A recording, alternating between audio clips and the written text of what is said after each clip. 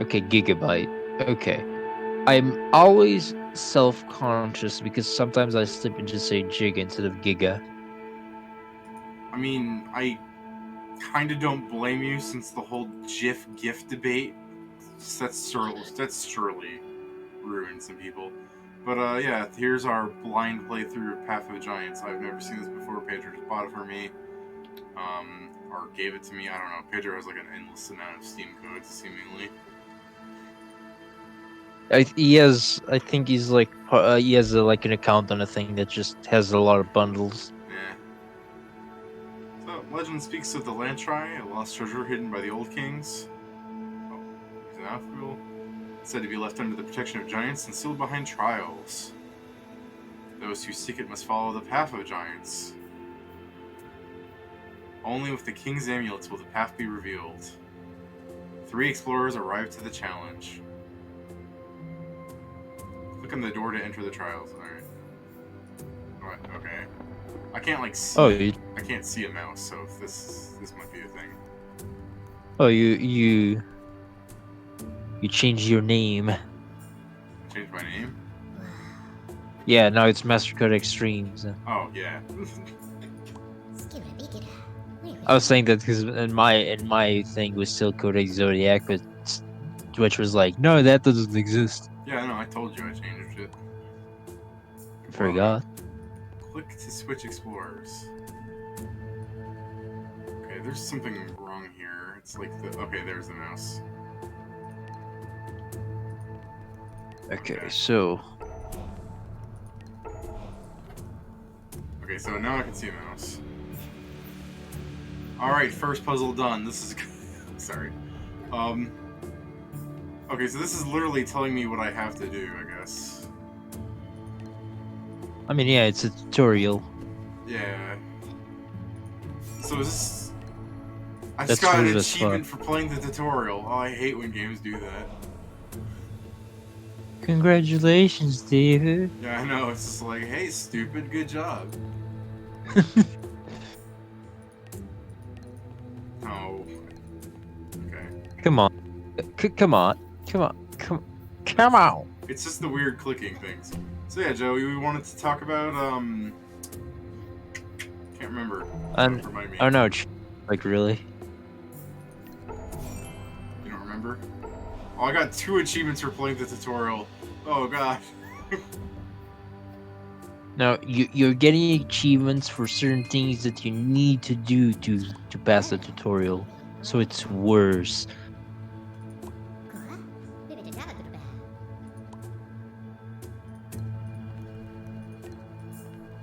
Oh, I see. They have no personality whatsoever. We shouldn't make fun of these poor people. This game quite yet. I Oh, mean, the game might be like the yeah. puzzles in the future Click the tiles to connect might to be the great. sun's power. It's It's like that. Okay, so it just wants me to do. David. It's just the last one. Is this what it's asking me to do? This? Okay. Yeah, I think so. There you go. I mean, what do you need to talk about? We could talk about the ideas for the new campaign. Ooh, yeah. I I mean, we have this sort of god thing. It also will depend a bit on the players that we end up having and the number of them. That's fair.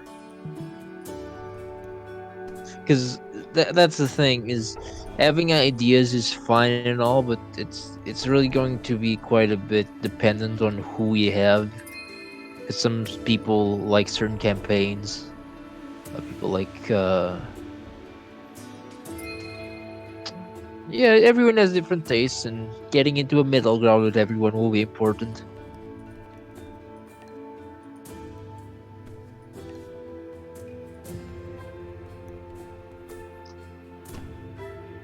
But yeah, Okay, wait. I actually have to use my noggin for this now. I mean, I'll move the yellow.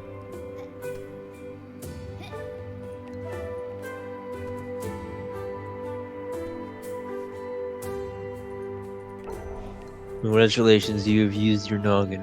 Yeah. I'm just saying, for like a brief second, there's like a go backwards puzzle. Yeah, no, I really just wanted the game to now give you an achievement. Congratulations, you've used your noggin. Yeah. Fair enough. So this thing lights up for. Hold on, wait. I'm curious. Oh, okay. You knew what I wanted to happen, right?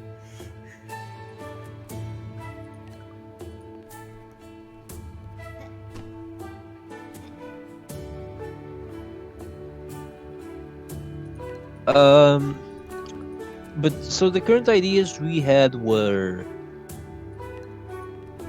so was the God Sword.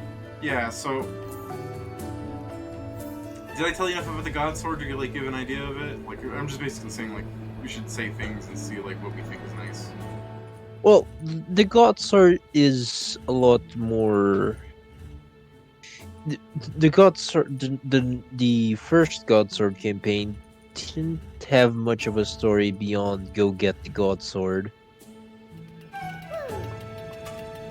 Um. Really, Yeah, that's fair. I guess, like you said, it's kind of like a thing where there's like a plot in mind, but it doesn't have a it doesn't have a like big thing to talk about so much as like the things that can happen along the way. but basically for the chat, the story is the gods are warring, and at a certain point, one of the gods loses his blade, and it lands on the material plane. Um, the the idea is that the first part of the campaign is a journey to get the god sword. The reason, um, no, that's a good starting of a campaign, but last time we played, we only got there because other people didn't want to keep playing it. So we didn't delve more into the world of finding the god sword and finding the person who was wielding it and not wanting it to fight him because he was spooky.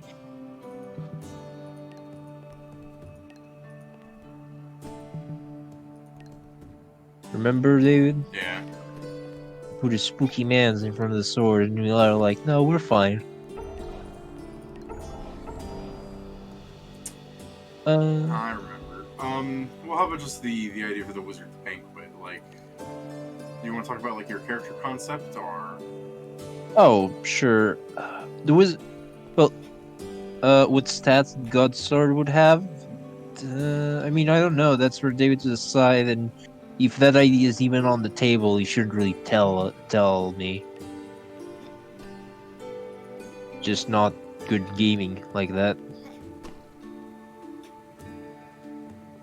hmm, Yeah, it's true, Pedro. Otherwise, this is the thing. My idea for the Mage's Banquet is basically, from what I understood, what's going to be a murder mystery in the party of an archmage. I'm playing a rogue. More precisely, I think it's called a false mage.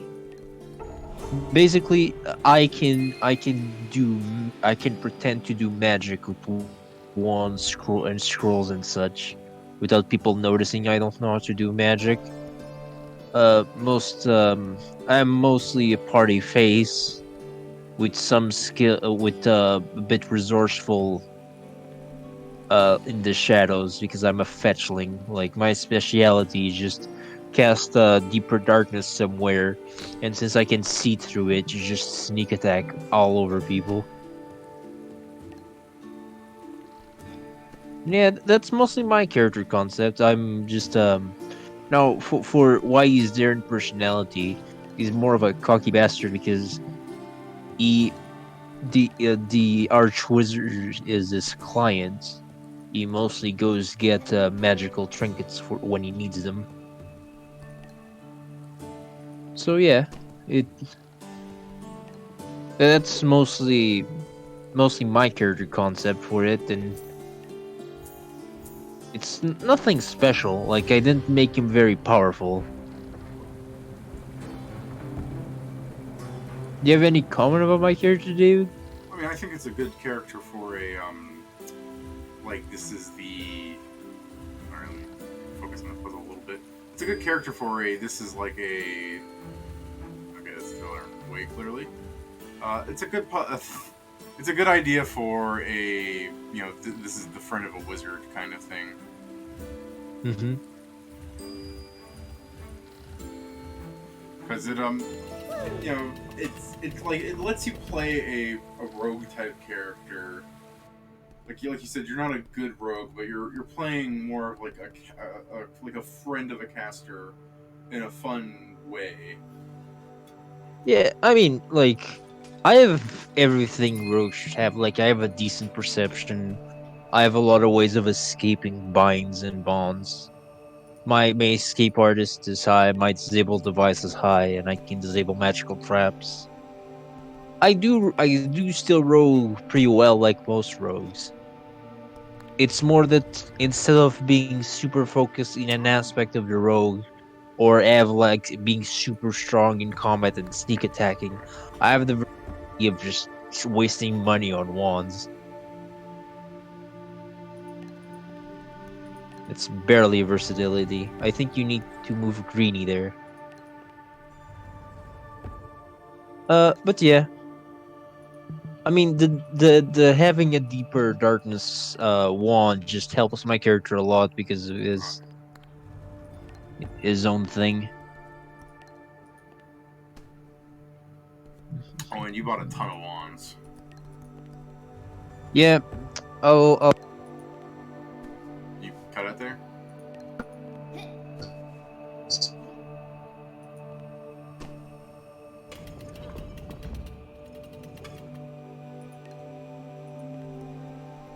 saying I was saying I'll get the character sheet up since we're talking about it. Uh, uh yeah, this character. Uh, oh, Knight Errant. That's the thing we haven't done in a bit. Yeah, that's true.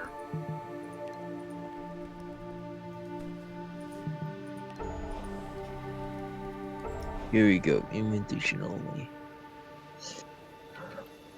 So for my so I bought a wand of shield, a wand of silent image, a wand of infernal healing, a wand of chill touch, a wand of deeper darkness, a wand of darkness, a wand of invisibility, a wand of scorching ray, a wand of cure serious wounds, a wand of read magic, and then I bought a scroll of passwall, 3 scrolls of see invisibility, a scroll of water breathing, 2 scrolls of teleport, 3 scrolls of glitter dust, 2 scrolls of heal, and 2 scrolls of fly, and finally 1 scroll of spider climb. I'm ready for a lot. You thinking that you got the what's the word? You think you're like ready for the inevitability of some of these things, or I'm ready to escape. I mean, this is the thing. There was almost nothing there I could actually do just to prepare myself, so because I don't know what's gonna happen. I'm kind of curious what to do here because that only works if it does that. How do I get that guy over there? Oh, Well, yeah, you should get Bluey up there then. interesting. I didn't think you could. Okay, yeah. I didn't think you'd be able to like outrace that.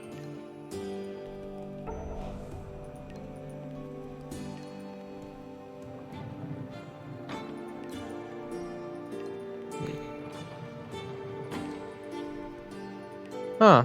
Neat.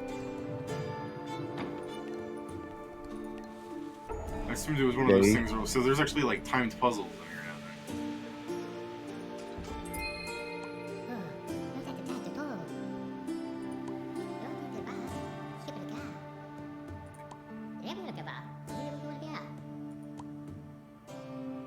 I'm now actually curious about like more about the story. Like, how did they get these amulets? Because they mentioned these amulets being the like safe passage. You know what I mean? Mm-hmm. Like over here. Huh. Okay, so I really just need that thing. Well, Pedro, wands of fireball are not that great. The reason I bought the wand of like scorching rays to get a range attack, but that's still only 46 fire damage.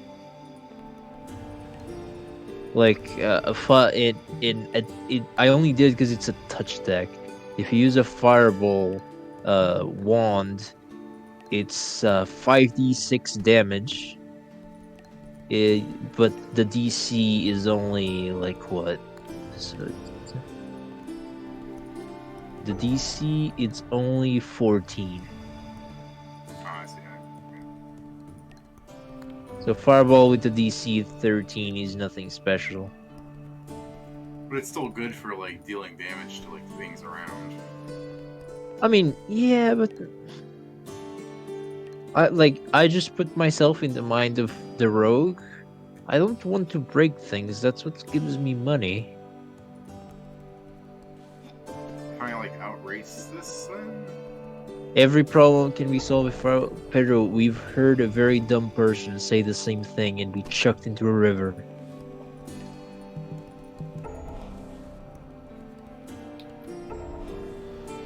Okay, smart guy. I pick you up and I throw you to a river. How are you going to solve that with fireballs?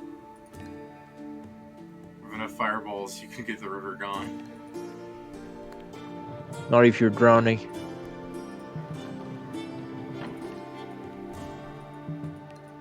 Oh, do you not remember this story, David? I mean, possibly not. What you need? Anks made the fireball mage when I made my goblin one shot because you weren't here, Okay. and she kept saying that everything can be solved with fireballs. Oh, yeah. Ollie, very indignated with this, basically said, "Oh yeah," picked her wizard up as a brawler and threw her into a river, and no, and like in game, 30 seconds later, you noticed that she started drowning. So he had to go get her, try to get her back, and he almost drowned because of bad rolls. Oh right, I can. I keep forgetting that I can like hop on the thing as it moves.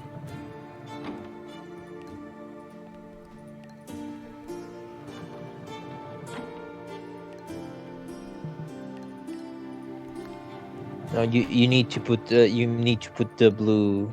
Yeah. Yeah, I just keep forgetting that I can like outpace the things.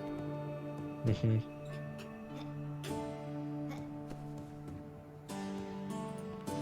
No, no, stop it!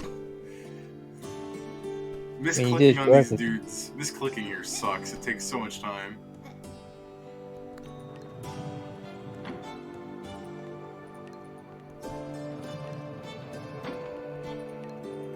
Clearly, this is not a speed run. Yeah.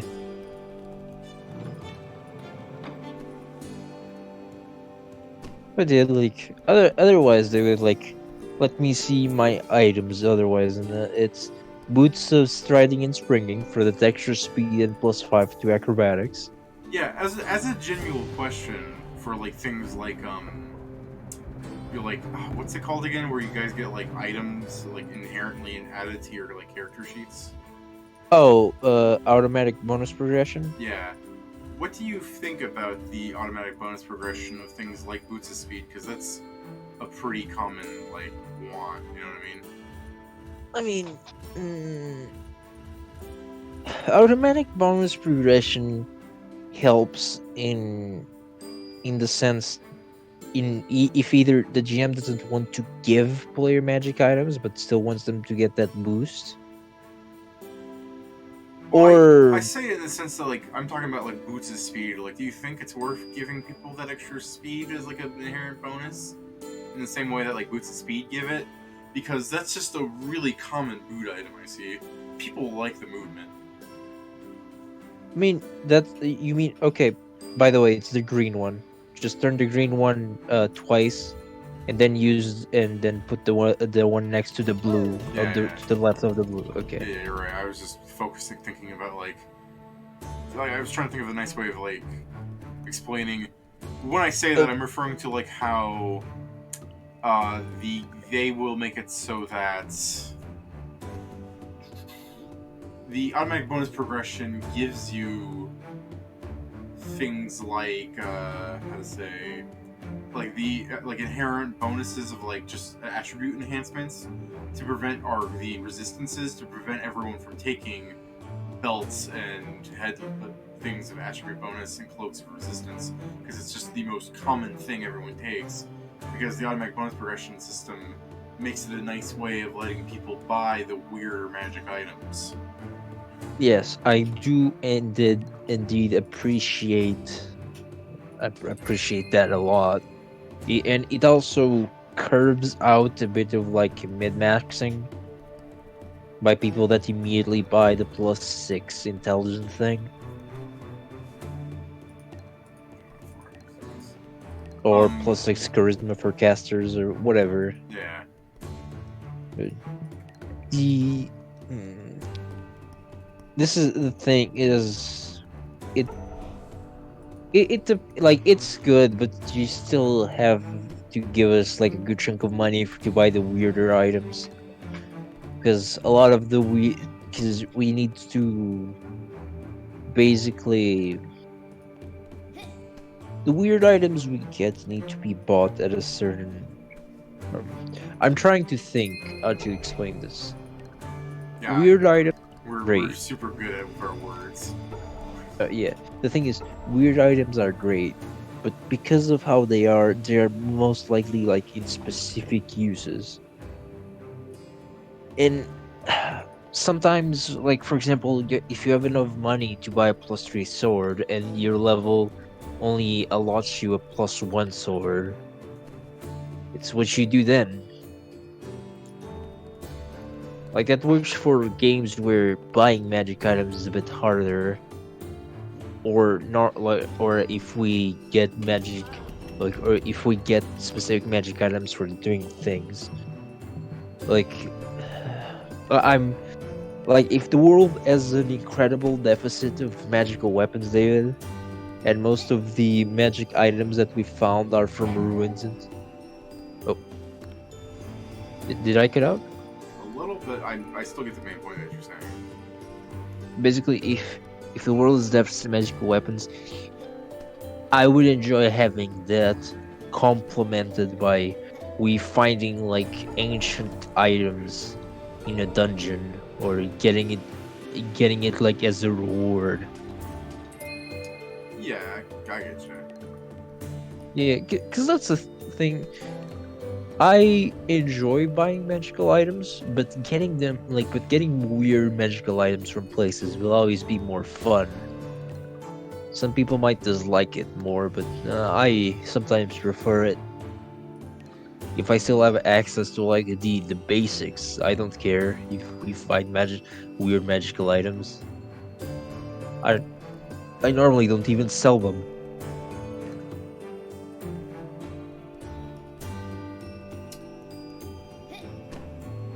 I am thinking. Okay, so the game's like that. Why can't I? Okay, it's just kind of punishing me. Oh, it's weird. Okay,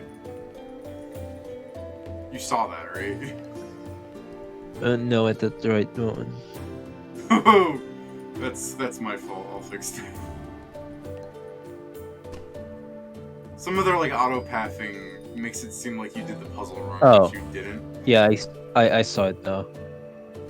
Yeah, I'm on a delay. Okay, Peter is saying that Oh, Peter's saying that there's no speedruns and also getting items as rewards is fun. yeah, I agree. Just getting items as rewards is fun. yeah. I And mean, the thing that's how it we get like items that are like people wouldn't usually get. At, like I give you guys like a kind of expensive item at an early point, and then you guys Mhm. get to have like an item that you would never have bought anyways, and you've used it at such a long point that you're like, sure, I could get this better item. At least the players I enjoy usually say this when I could get this better item, but I've had this thing for 6 levels now and I love it. You know? Mhm. rather than the Yep. finally I can get rid of this thing. Sure, it's helped me a bunch, but it's not as good as having a flat +2. You know? Um, I mean, this is the thing. Is I remember the only things I do that is with the belts, and I do remember in one of my characters, I what I just did is I just paid the extra to combine that weird belt that you gave me with the belt of strength, because you can't do that in Pathfinder. It just costs more. Yeah, but you know how it is with people. They would rather, again, generalizing bad players because I've run into so many of them. It's like those are the people that would rather go, well, for the price of that, I could get this instead, and that's better. You know? Hmm. How many levels are in this thing? Like we've only been playing it for like 30 minutes so far. But I'm like curious, is this like a one-off or? I don't know. Just keep playing it while we talk. Yeah, Then that's fair. get to the end. Uh, It'll probably be a so one-off on either case because I'll probably just like play it off by myself after this. You know what I mean? hmm Oh, um, okay, I see what I need to do. So I.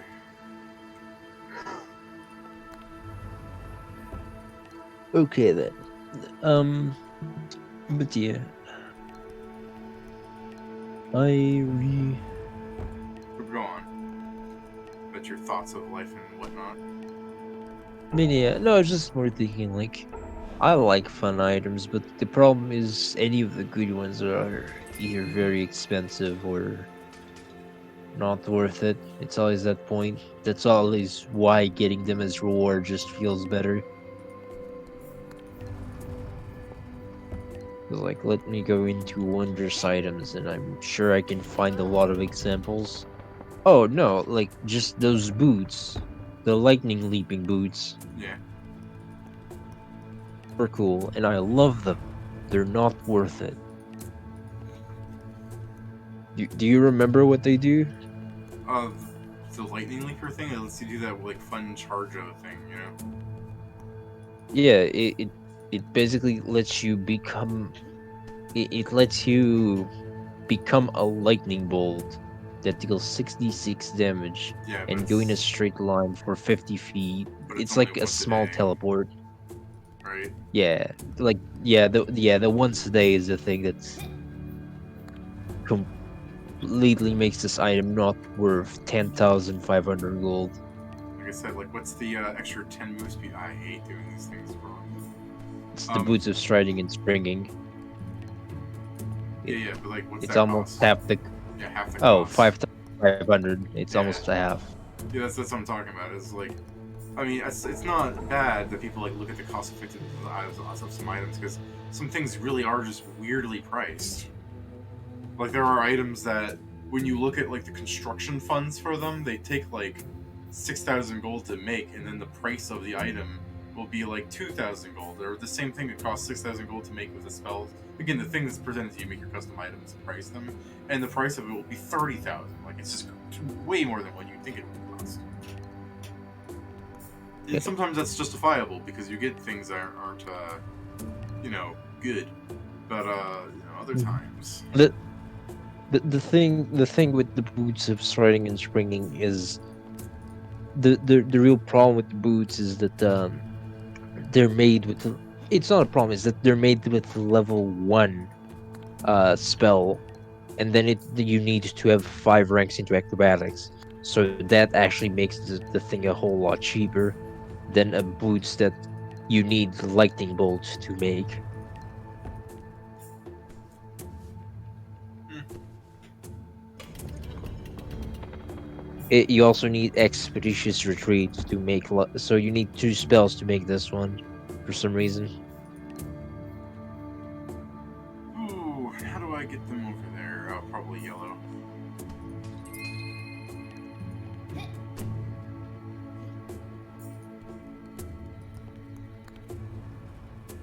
Yeah, that'd do it. Mm, but yeah, like there's some items that are just good to have in any character, some that are better to have in other. Look, I got a little too fast there. Um, but But yeah, that's what I mean. Is the automatic bonus progression thing, like I've been saying. You get the kind of. Do I tell them to move here too? The the automatic bonus progression gives you That's what I the mean. Like equivalent of it, a ring it, of it, protection. it gives you all these bonuses for these like super common things, but I remember it not giving you one for speed, which I'm saying in the sense that you'd think that there'd be I would say, again, I just view it as one of the most. I know you can always alter your own thing. Were you laughing just now, Joe? No, I was yawning. Oh, that was a weird sound. Oh, that's just me wheezing. I'm asthmatic, remember? It's I mean, like there are certain items that you think like the automatic bonus progression thing. I know you could change it and everything and make your own stuff. What I'm saying is I'm surprised it doesn't already have like a how like you get like level 17 I think is when you can get like the special things, and they're not even like that special. They're nice. They're nice. But what I'm talking about is like I'm surprised there aren't things where it's like select a benefit of any item under this amount of gold, and with permission from the GM, like you can have it, kind of thing. That's like the legendary gift that's in the normal one. They only give you it at like level 14 or some shit like that. That's what I'm saying. It doesn't do what I just said. Like it gives you some bonuses, but it doesn't give you like a real free form kind of thing that you could go any way that you want with it. I mean, yeah, like they give you just the more niche items. No, not the more neat, the more common items. They just replace those and then have you just buy everything else. How does this help?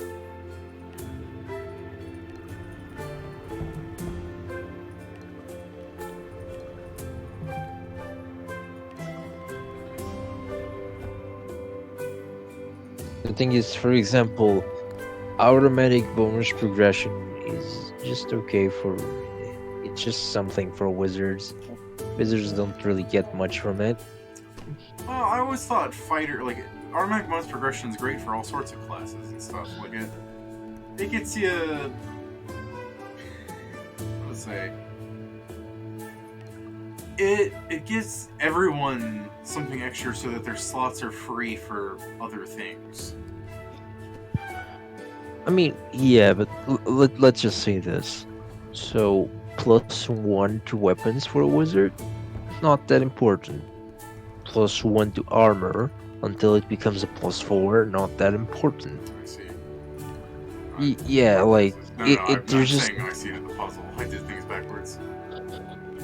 okay. Like I understand people that enjoy as a wizard even enjoy having +1 weapons, but at the start, it'll never. It's never the same thing. Hmm. That's the thing. If it gave you like the thing that it gave you extra spells instead of +1 weapon, or like it gave you a pearl of power 1, and it grew as and like once it reached the +2, you added a pearl of power 1, and now you have pearl of power 2.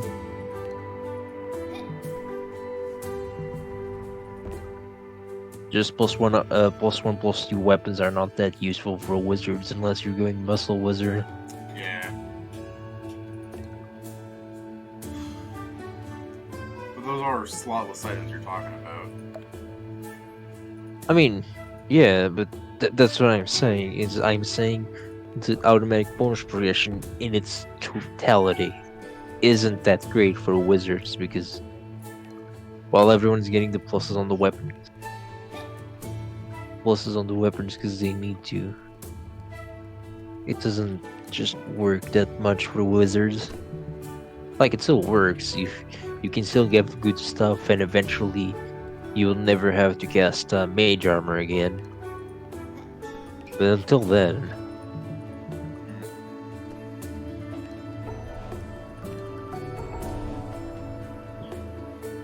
like I understand if you Like, I understand if you can get a mithril buckler right at the beginning, and you just start putting the pluses from armor into that, then stack it with mage armor, but that then we get to start like cheesing it.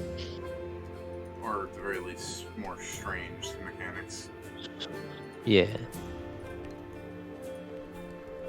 Since, but I still guess I should say I expect more from the AB. You know, I didn't tell the No, game. I get that. Like it's definitely better to deal with than some other things. Okay, I see what the problem is.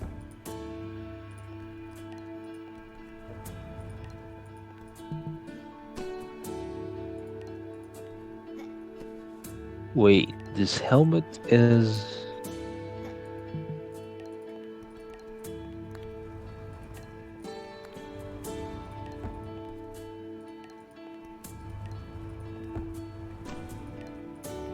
Okay. You know there's a magic item called the Helm of Brilliance, David. Is it the one that like What? throws fireballs everywhere? Hmm. Yeah. Uh, Beyond it just being a catch level 5, so 5th level wizard can make it, but it's 36,000 gold. I mean, it's 1,008. It's 18,000 to make it, but the point is the helmet itself is a flaming weapon. Curiously enough, Okay. no, I just find it curious because there are very few items that say, "Ah, by the way, this helmet, flaming weapon." Just for those people with what's the feat Oh wait, to no, use anything. it's. Sorry, I keep forgetting that the triangle thing you can step on it like that. Except I've already blocked it. I forgot to move him. But yeah, go on, Joe. I mean, I just think it's curious that someone with the ballroom brawler or whatever it's called, the thing to use any item as an attack, you just pick up this 36,000 gold item and just go bonk, flaming weapon.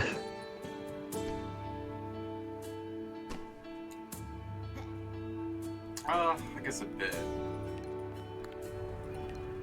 But there's stranger items in the game. Like, I remember how initially you couldn't have a decanter of endless alcohol because it made the argument that from the person who made the decanter, oops, the person who made the decanter was like, because like you'd be able to take a decanter of endless water and you should be able to just apply enhanced drink to it, enhanced water, that spell, that really low level spell.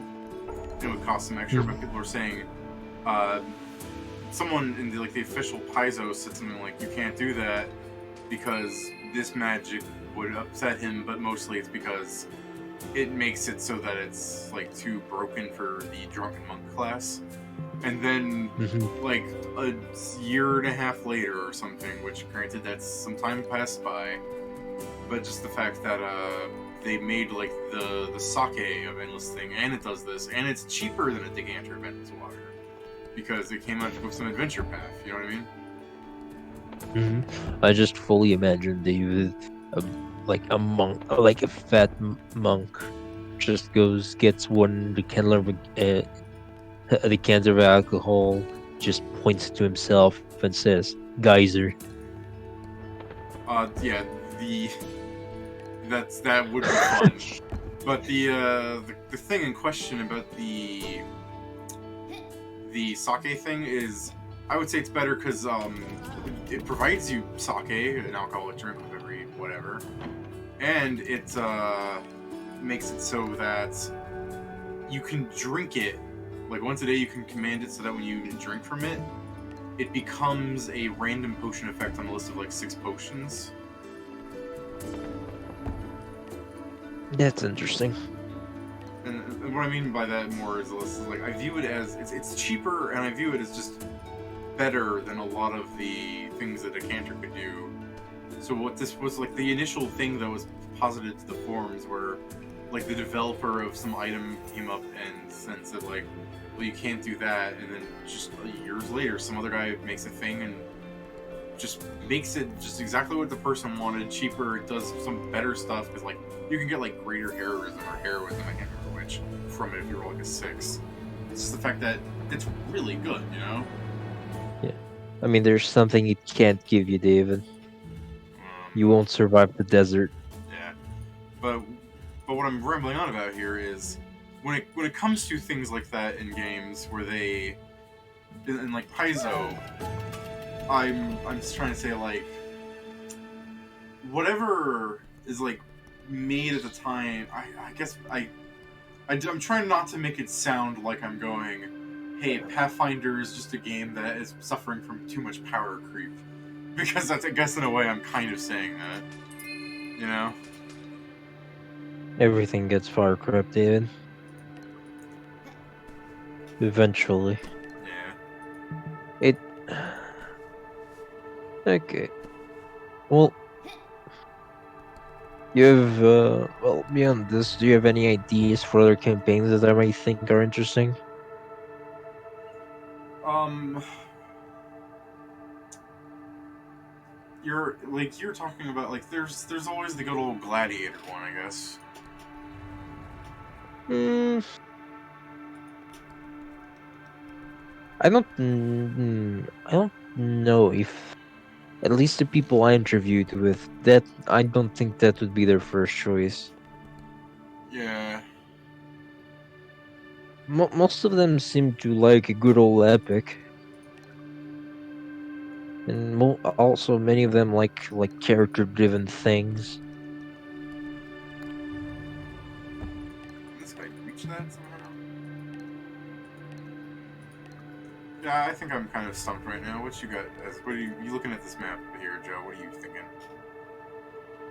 Oh, are you talking about the puzzle? Yeah. I haven't been seeing this, so Pedro's trying to use the other door. What the store here? This doesn't really do anything good for me because I can't step on this. I'm not yellow. I mean, just wait. Hey, you know what? Yeah, I am being dumb.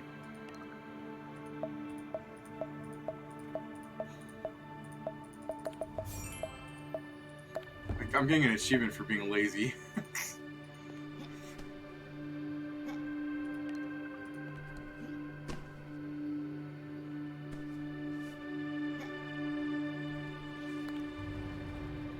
There we go.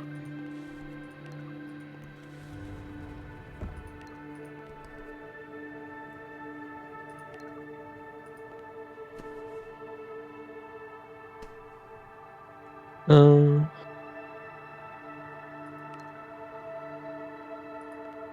I also am suffering from the thing that I'm watching everything in. We're watching everything in like 3 second delay, so Yeah, there is that. or more. I don't know. Why don't you just? Hmm, It's all good, Joe. I've reached the end. oh, okay. Sorry, for me. You're still going up with yellow. Yeah, it's all good.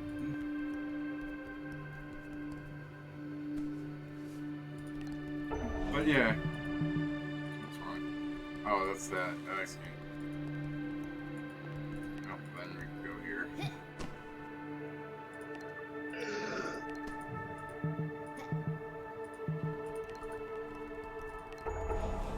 But yeah, that's the thing. Most of the group we're currently playing with seem to enjoy more character-driven things. So Yeah. I don't.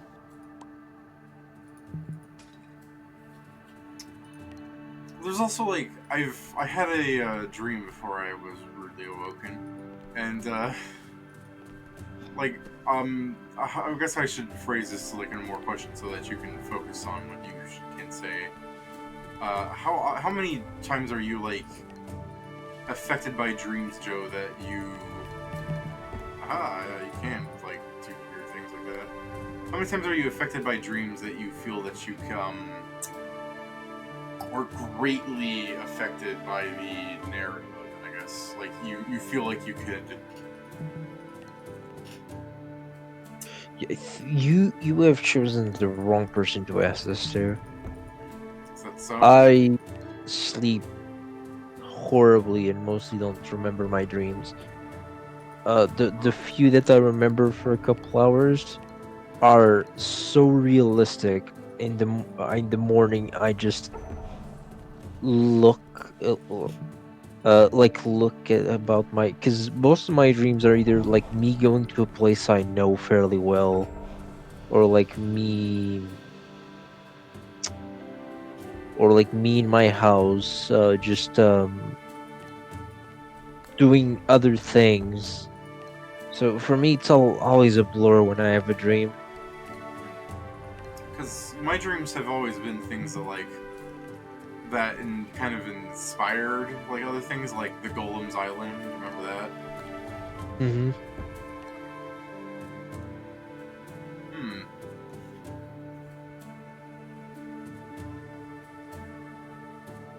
Not like I can get these things anywhere else.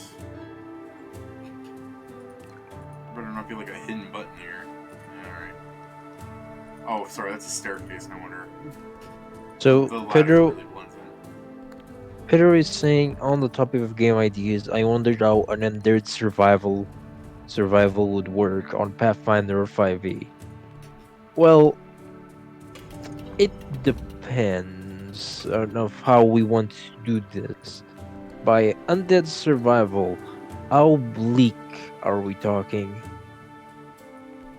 'Cause this can either go like very much like murder fantasy where you just crush a bunch of undead and start seeing like bigger and bigger undead, which it would basically become a normal Pathfinder game where most of the bosses are undead.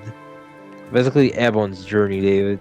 Yeah. That, or if you want the more bleak, it's starting like it's really just giving the undead an actual, like in horror movies, giving them the ability to reproduce by just biting people.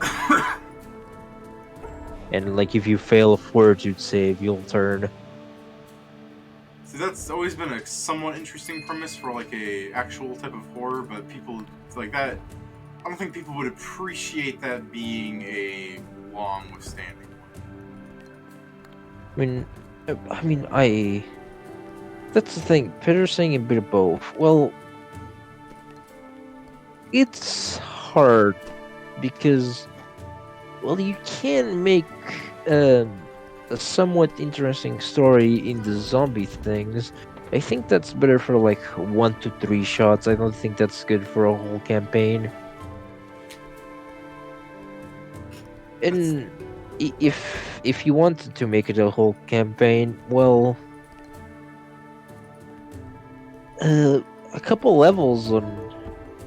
Yeah, it would be a very small campaign because a couple levels in any side, if you want to just do it undead survival, would give players a lot of like powerful spells and such. It makes some things less challenging. plus. I think most people wouldn't want to deal with the whole that I got hit by a touch attack kind of thing. Like not in Pathfinder. I like that kind of game works better in a system that's more suited to it, like an actual zombie survival game where getting bit is like a mechanic and stuff. Mm-hmm. Yeah. Okay. We'll say this in Pathfinder and 5e, it doesn't quite work. Oh wait. It says it would involve base building and exploration and scavenging. I would say there are better systems for that kind of survival stories. For Pathfinder and 5e, I think you can do things like it, very much like that, but different. Different in the sense that I think it's much easier for you to pick up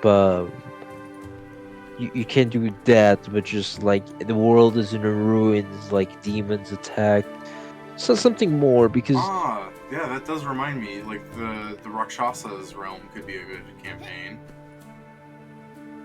yeah, it could. It depends on how people want to play it, but yeah, it could be a good campaign. Well, oh, okay, I see. I think someone has to get in there for it to go down. Is this like a? Let's see, the Rakshasa game. There's an Oh achievement for boy. getting a character to say "woo." It's cute. Okay, pero that's the thing.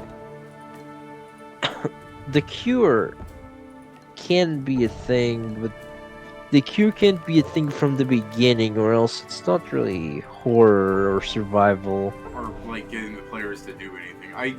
There could be like a cure thing where it's like the players have to rush to the cure, but like the cure is on the other side. But that's like a shorter campaign where like there's a single objective in mind, and like that's good for a one shot kind of thing. I would say. You know what I'm talking about, Joe? Yeah, yeah. That that that's what I'm saying. Like in Pathfinder stuff, we can do that, but again, it's a lot of it's a lot of strain on the players because their characters might die early, and I also don't want just good players. He's saying it can also can be like Dead Rising, where you can delay turning, but constant dose by constant doses of a drug, but never heal it. I mean, sure, That's a possibility, though. I'm not sure how well a game mechanic like that would transcribe into a tabletop game. it's more than it's not very gameable. Like I can't believe that would be very enjoyable to play. If I fucking trap this dude down here, whoops.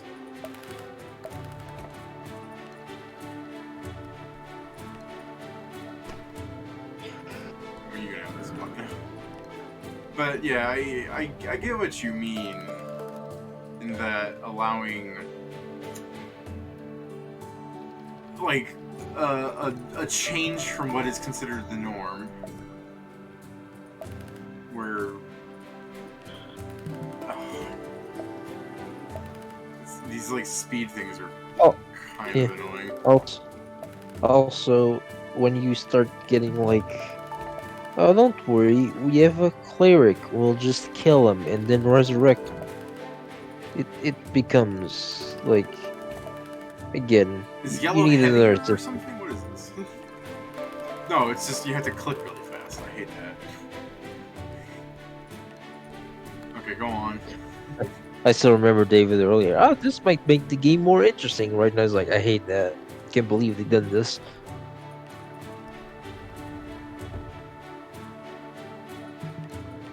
Uh, Oh, I see. yeah. Okay. Just it just doesn't seem like a fun gaming mechanic, Pedro. Like it could be like a fun gimmick in the middle of a bigger campaign, but I don't believe it's good as a focus. Because basically, I think like this, Pedro. Except getting the cure, there's no other objective.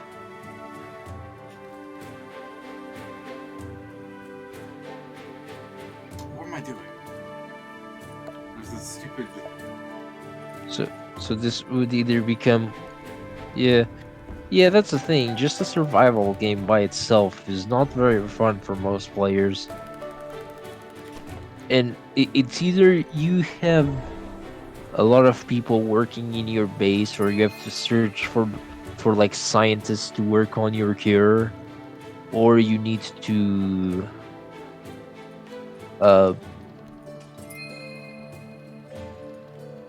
I mean, it's either that or just go to the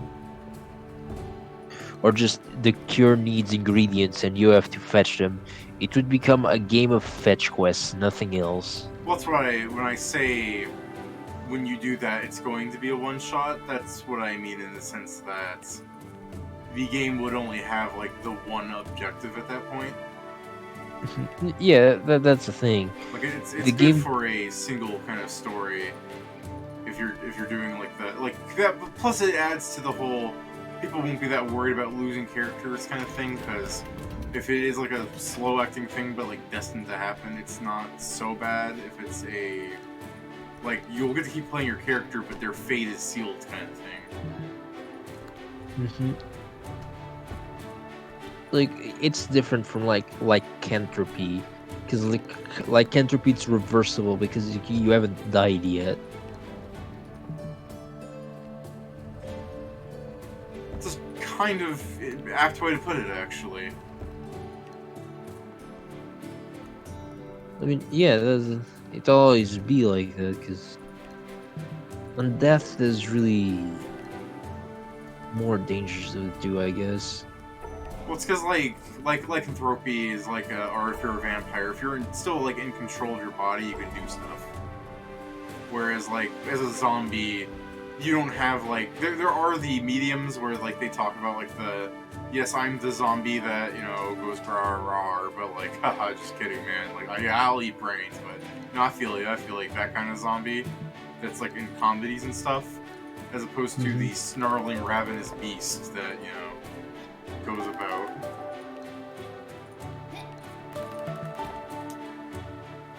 Yeah, I don't Yeah, like this speed puzzle thing. It's silly to me.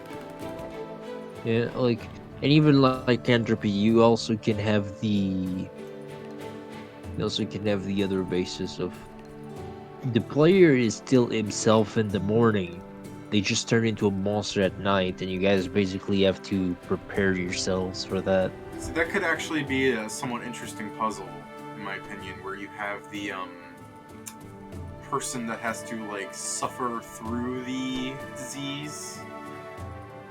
Like you get a group of people that like these things happen, like you build up to it. Can I not do it from there? Have to do it from here? Okay. Where I can say like over your days this has happened and you slowly realize or you gathered here and you've realized this or this, just something to get the party together. We could say like the entire group has lycanthropy, or if it's a one shot, they're trying to figure out who has lycanthropy or whatever. But it's still the player is in control. It's that when they go to sleep the bad things happen, and that's how they deal with it from there. It could be a very fun thing because it would basically be us playing Wolf, David. Yeah. But none of us actually knows it's one of us, but none of us actually know who it was.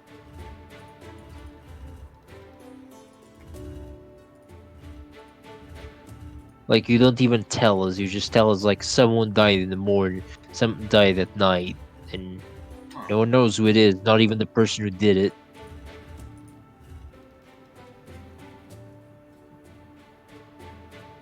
I think this is a trick where I only have to line up the blue doesn't have to be in the middle. It just no. I think you were correct. You just maybe. See, I keep getting these like. Okay, well, yellow seems easy enough to connect. Like, what if I? Better saying you had it. I did probably.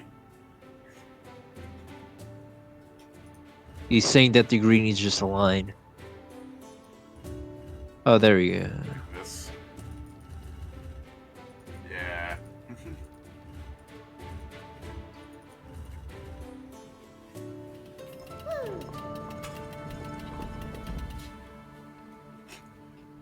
Those years of me playing Puzzle Pirates, you get bonus points for using all the pipes in that alchemy minigame. You got it. Alright. But going on about like opinions on things you've had and about like certain types of games. I mean, we're talking about it in a Pathfinder sense. There are lots of like good games. I'm trying to think of like a good way to describe it. Like the basis of like running Pathfinder in a.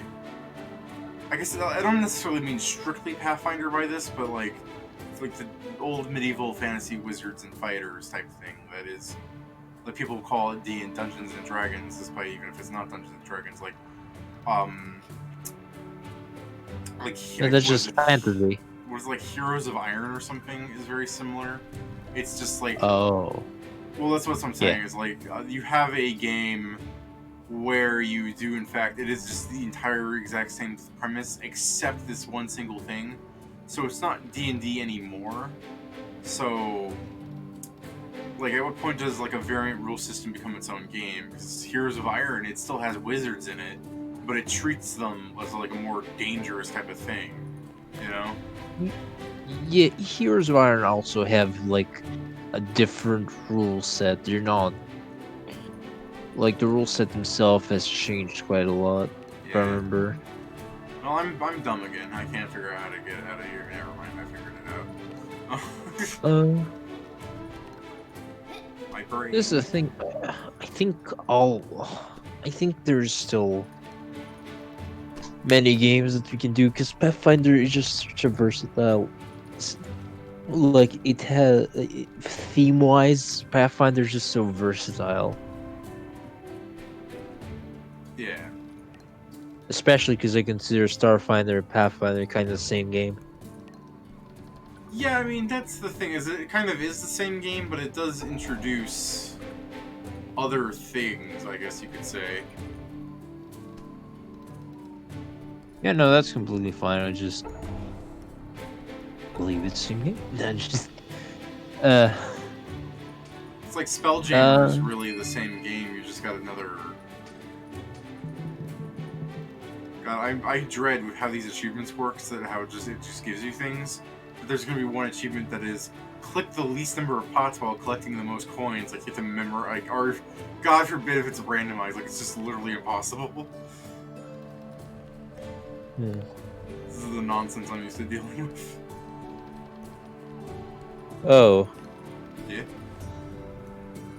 Pedro. Because the thing is, Pedro is the big scaly. No, but just kidding. Pedro likes dragons. He likes the idea of dragons. Okay. So instead, the idea for my campaign that was called Draco Nemesis died out. There's a door. Notice that there. This is hmm two. Draco Nemesis was a game where I the two gods of dragons, David, died. Um, and basically there was a war between the demigods, the sons, like the demigod dragons. They fought until the one that rose to power was the red dragon that lives in hell, the hawk. This is the actual Pathfinder dragon gods and shit. Yeah. So the hawk rose to power. So what he started doing is he took the plane of his father, which is a mobile plane, so the other gods couldn't catch him, and started trying to infiltrate into the material plane by basically helping a bunch of chromatic dragons. He united the chromatic dragons to start killing the metallic dragons and start raising cities in their names and get armies. So the whole story of Draco Nemesis is you now have to stop this dragon god from just getting into the material plane and conquering the material plane. Huh.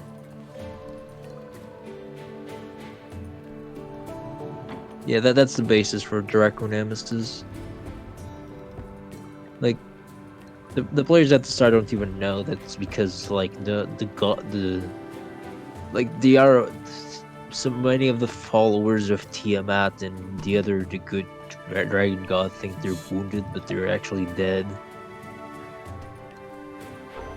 The only thing, the only thing that is keeping their magic the magic from the clerics is just the joint belief that they still have, and it's slowly disappearing because the other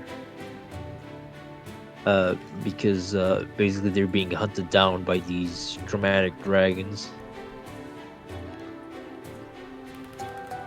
And what, like,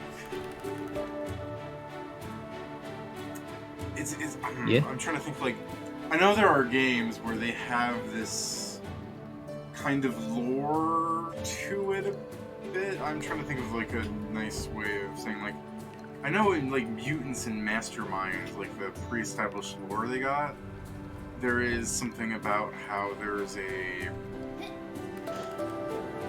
let's say, a, I'm trying to think, like, I don't want to say Superman, but, like, he is, like, established as being, like, the most powerful and unstoppable kind of thing to it, you know what I mean?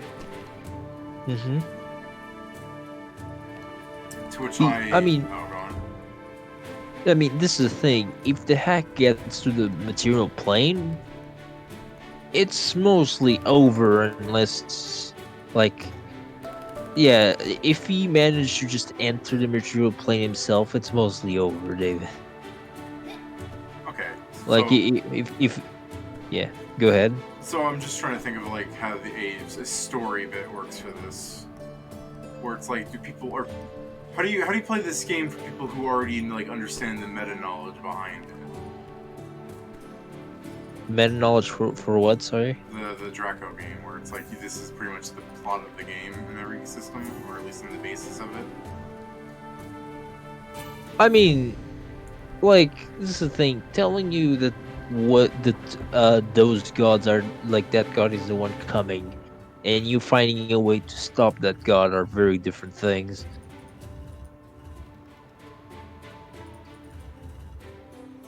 And this is the thing. This was also a game I made for a bunch of people who Oh, are okay, new it's to. like custom. All right. Oh yeah, no, it's super custom. I made this game for people who never played Pathfinder, David. All right.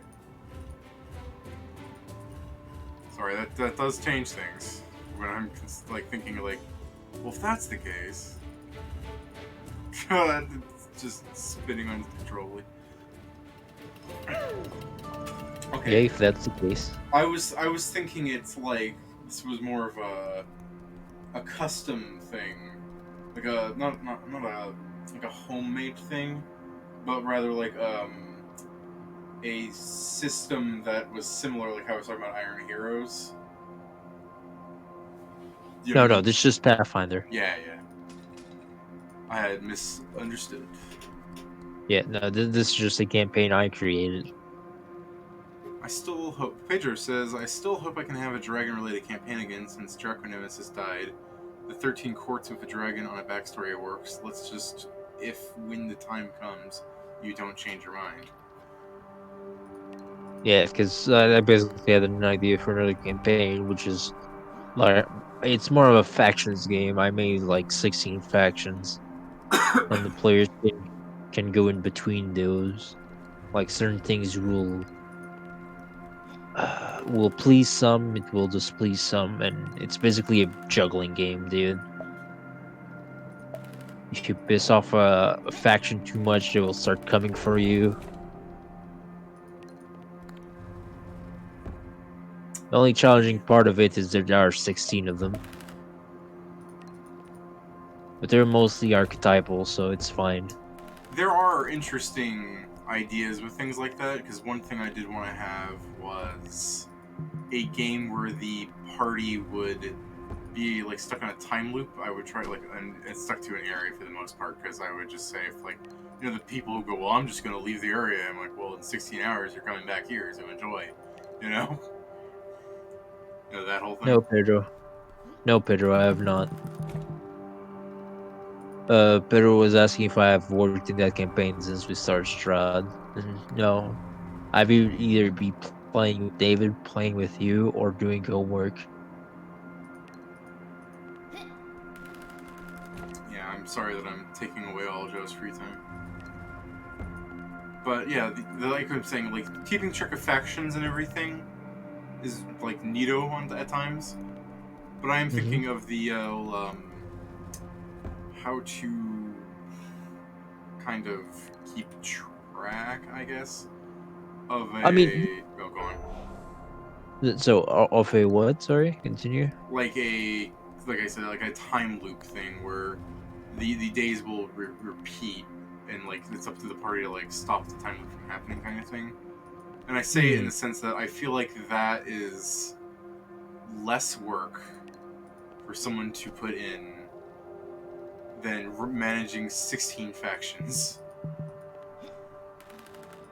I mean, might be the thing with the factions is the first part is just creating them. Uh, Beyond that, I really just need to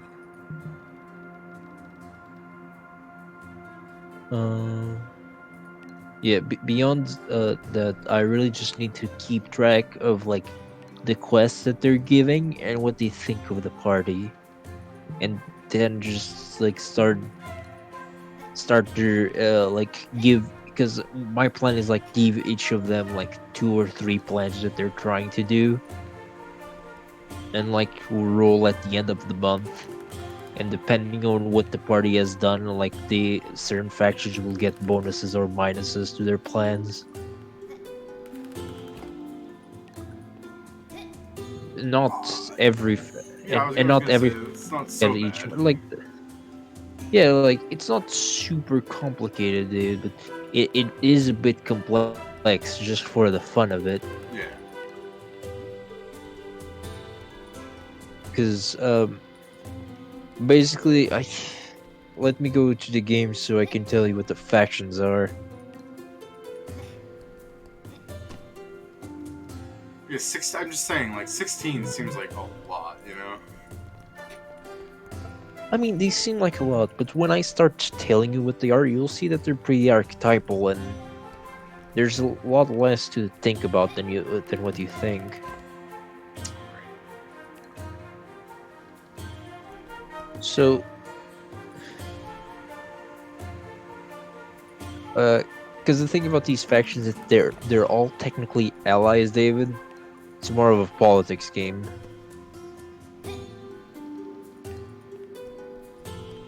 It's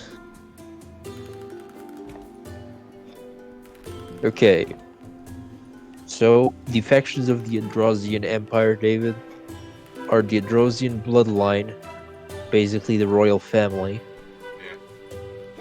Yeah. The Trindar Loyalists, which are a faction of people that were part of the kingdom that surrendered early to the Emperor. So they were mostly spared, and many of the royal family of that kingdom is now part of the court of the Emperor. The Underground Alliance is for most people that live under the continent. So Drow, Durgar, kobolds, fetchlings, people of the sort. The Oath of the Worm is a faction of people that deeply respect dragons. Like inside of it, there's like two minor factions that basically chromatic and metallic, but that's a whole nother story. There's the Institute of Knowledge, which is the Is it the basically same thing that I made? mainstream.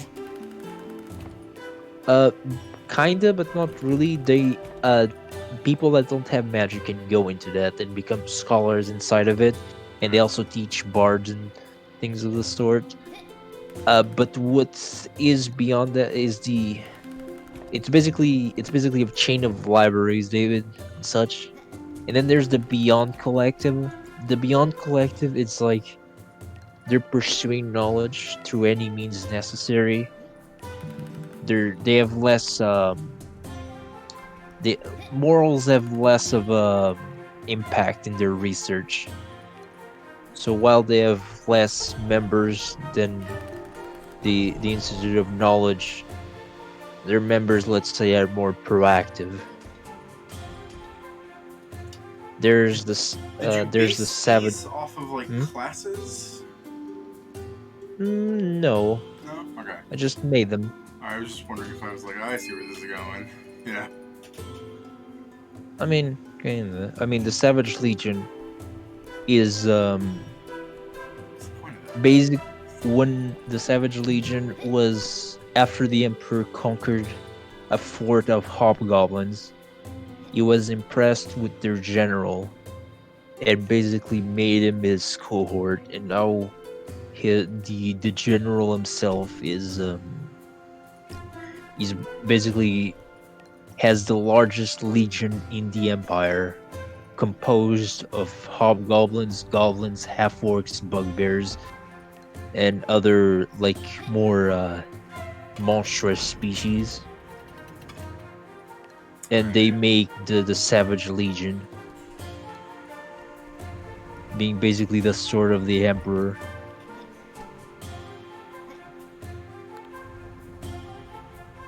I like the Goblin. He's a war mage, Oh, but like let's see. E5E mage, not Pathfinder war mage.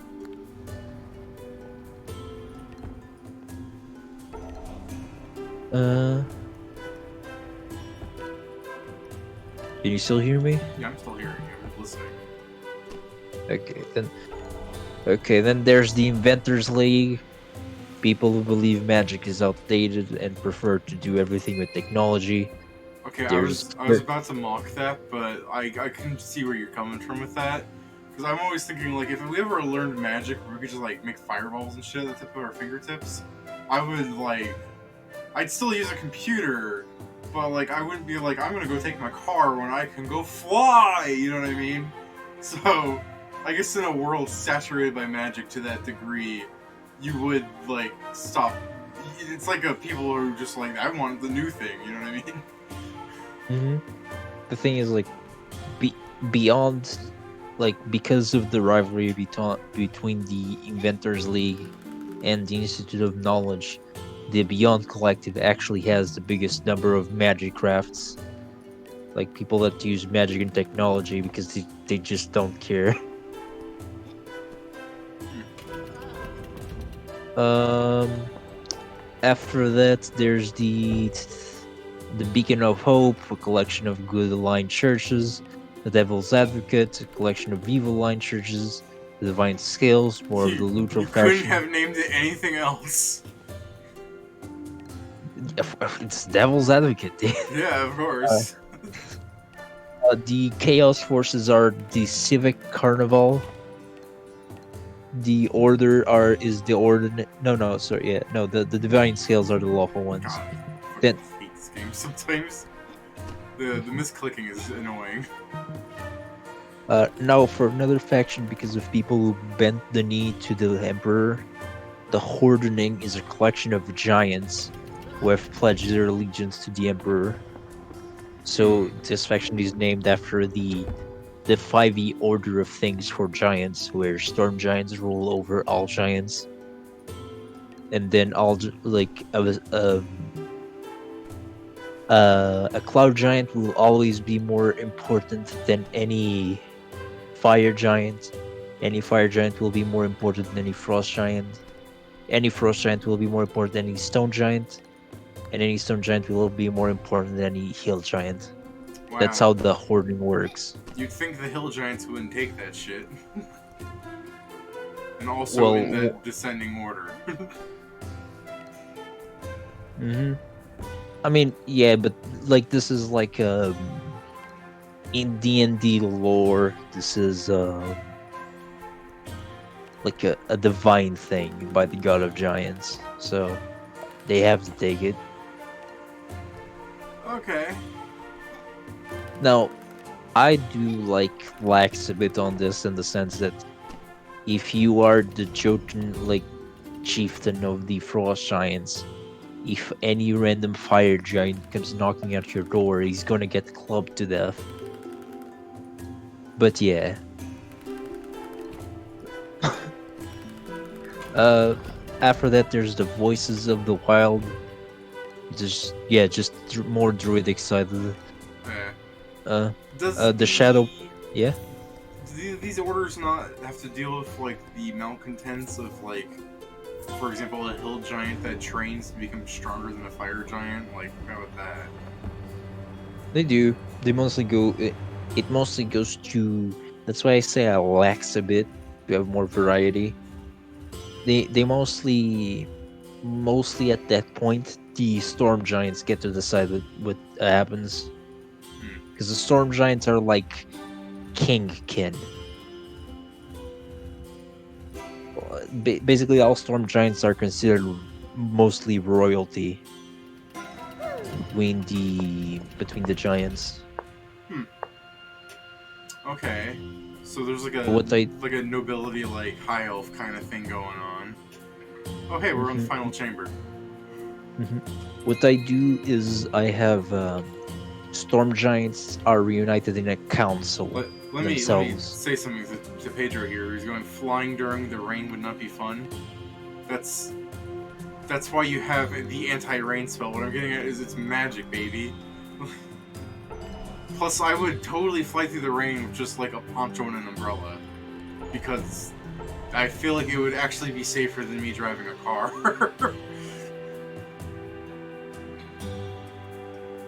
I think I would So have more control over my body than a.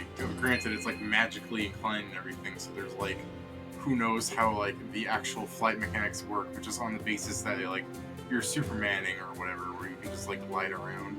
I feel like having a smaller dimension than a giant metal brick is more likely to be safe. I mean, granted, like if more people are flying, I could see there being like congestion and stuff, and like the whole like flying car traffic thing. But like three dimensions. yeah, Okay, go on, Joe. so after that there's the after the voices of the wild, there's the Shadow Palace. The Shadow Palace have a tenuous agreement with the Emperor. They're undead. Most of them are just intelligent and dead. Why are they a faction? Well, since one I of love the weight in your voice. Why are they a faction? Shut up. now it's like the leader is a vampire, so the faction keeps growing. Ah, you're talking intelligent and dead like that. Yeah. Hmm. Well, I mean, it's not the worst. Oh, don't stop it, game. Don't you do this to me. Problem is to actually be a faction, David. The leader of the Shadow Palace literally started reuniting intelligent and dead from all over the continent. What's So this? so so you can see like a vampire drinking blood talking to a mummy lord, shit like that. Hmm. Well, it's better than some of the things that can be done. hmm Now these last five are what we call minor factions, because it's the first one is Maritime Ventures, which is a trading company. The reason they are a faction is because they have almost as many ships as the armada of the Emperor. So they get to be their own faction because their owner is a very greedy dwarf who's very good at business. The third hand is the underbelly of the city. It's just where the like miscreants and miscontents that don't want to join any faction normally That hold up. sounds so silly if you're like they don't want to join any faction, so they formed their own. No, it's more like if they're forced to leave a faction because of like criminal acts, most people would end up here, like owing favors to their don, like not to be caught by the guards. It's still a minor faction because there's not that like there's a lot of people there, but not many of them are powerful like in the other ones. I think of like what I think of when you say it like that. I think of how like the godless are a faction in RuneScape, even though they're not really a faction. If you get what I mean. hmm Like I'll explain like this, David. the leader of this one is like someone who can very easily like negotiate and assassinate people. But then if you go against leaders of other factions who can decimate like a quadrant with um meteor swarm and stuff of the sort, he's not that impressive. Hmm. Uh, Well, I a think this is the game since it said Final Chamber. Yep. mhm, the well, Pedro did say it was a 2 hour game, and if you finish an hour and a half, that's still a good time. Yep. I'm the greatest speedrunner. The explorers have found the treasure. These little Final Fantasy Mage Blob things.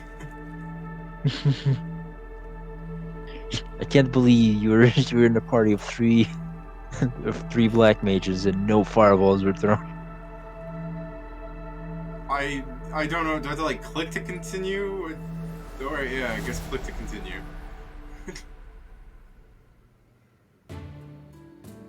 Oh. Oh, we have bonus content.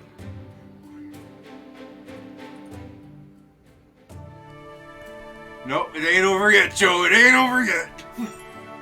Okay. The Twisted Cavern. So this is that there was no giant pile of gold.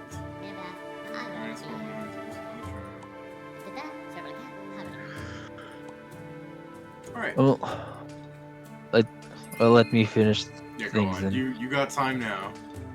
Yeah. So the third to last one is the insurgent. That is the rebellion against the empire. It's doing poorly. And I know there's technically like no need to say that there is a Freeman's faction kind of thing where they just think it's silly that there's factions. Well, Mm-hmm. like they're not forming their own, but they like stand with the notion of it. But Mm-hmm. the idea, like, are there? I should say more. Are there like prominent figures who aren't like in any faction? Oh yes. Okay. This is the thing. There are many prominent figures that have ties to certain factions because of things that had in the past, but they themselves do not belong to any of them. But Well, like it's the thing. ties is like they did this, but like they're mercenaries for the most part. You know what I mean? Mm-hmm. Like did there, for example, there are some that will be like what the party is at the start, which are just mercenaries that work for any of the factions, but they can either incur the wrath of another faction or be invited to factions because of how well they do. And that's what happens with like most good adventurers, but some of them don't accept it. Like there are a lot of people like D David from Harlan, Mm. like high level NPCs that just are strong enough that they just will take the money from any other factions and jack their prices up because of how good they are. Yeah. Um, the insurgent is really like it's being leaded by like someone that someone that was a prince of one of the kingdoms that were conquered, but they're currently not doing great against bec- because the empire existed for a good while, David. But Mm-hmm. the emperor that exists that is alive now is the emperor that unified the whole continent. So he is like a powerful figure rather than an inheritor. Yeah, he's an augmented elf. Augmented how? Or is that a secret? No, I mean people call him the blood elf for a reason. Okay, so he's like a hemo mage. He is something of the sort. Oh, I've are said that are you sure you don't want to make him like a hobgoblin uniter so you can be the hemo goblin? I'm sorry. no, I have told them, and I don't mind telling them that because there are changes to it. Alright. But he is. paladin with the Oath of Conquest. Um, basically he has elf features, and then he has a lot more because of what he did to himself. That one the players don't know. Hmm. The last two factions are it's the Workers Union, David. The Workers Union is the faction that is always being shitted on. This can't go anywhere. This is the faction, David, where people that aren't good enough to enter factions enter. Is it really a faction then? Mm, it's like okay, I'll say this. It's like a syndicate to regular citizens.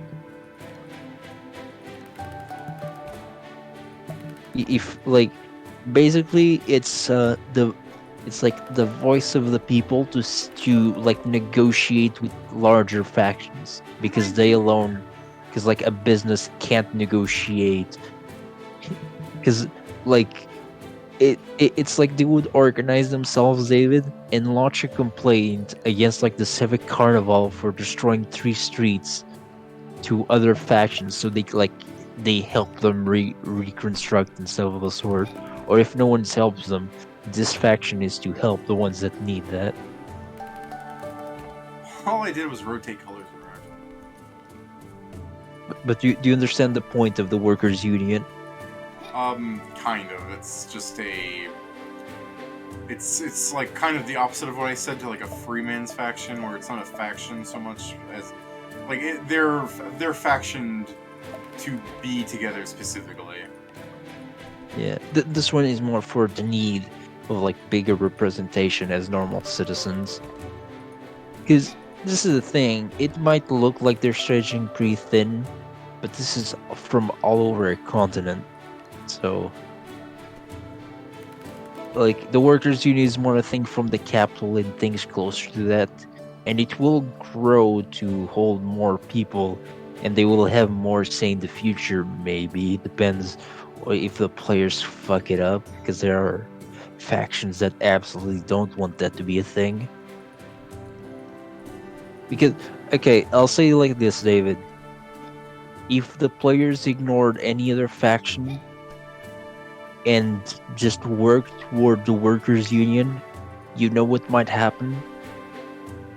No, hit me. The empire might become democracy. um, See, I can understand what you mean by that in like a technical term. Well, like I guess with players helping them, yeah, I get what you mean. I was gonna say Yeah, like, like are you sure? Because like we were talking about like in a setting where like it's not just like a dude with nukes for arms, but like mhm. it's just the fact that like in Pathfinder and games like this, like one figure in like Magic and stuff, they are like single armies.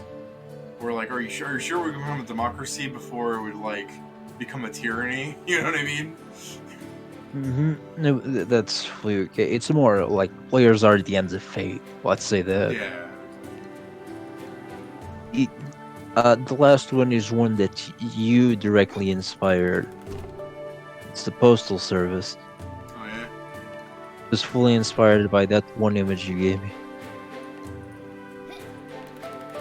What, the one who delivers? Mhm.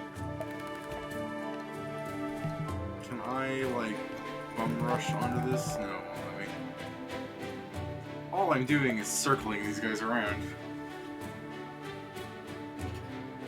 Basically, the Postal Service is literally a neutral faction that that beyond just doing normal like courier service, David, is what most of the factions use to make like neutral statements to one another. Hmm.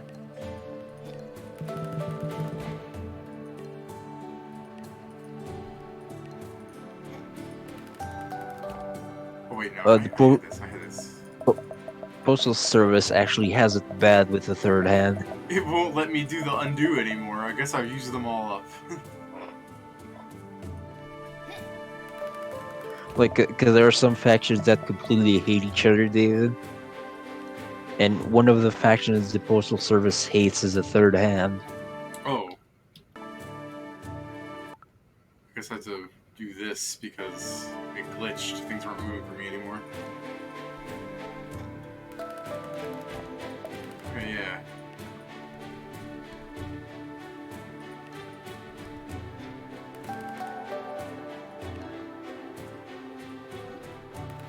So Pedro is saying, I'm gonna guess this something with using blood, probably to my comment of him being a blood elf. So they aren't ones that clean shit with caused by others. Workers, I mean, kind of Pedro. It's more they help negotiate to clean stuff up because sometimes they can't do it themselves because they don't have powerful members. Uh, Or how mad people are gonna get about me not noticing that way sooner. I mean, if more than me and Pedro ever see that video, I don't know.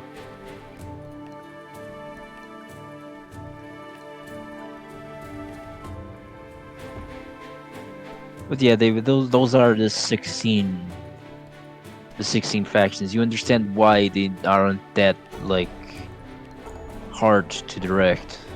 I still kind of have the qualms of like the idea that the factions do represent more than just a simple this is them in their entirety thing, because you gotta consider like the people that are running them, the kind of people inside there. If there's people from like that faction, like where the bad people come from, the other factions because they've been kicked out, how many people are actively like flying them inside and stuff.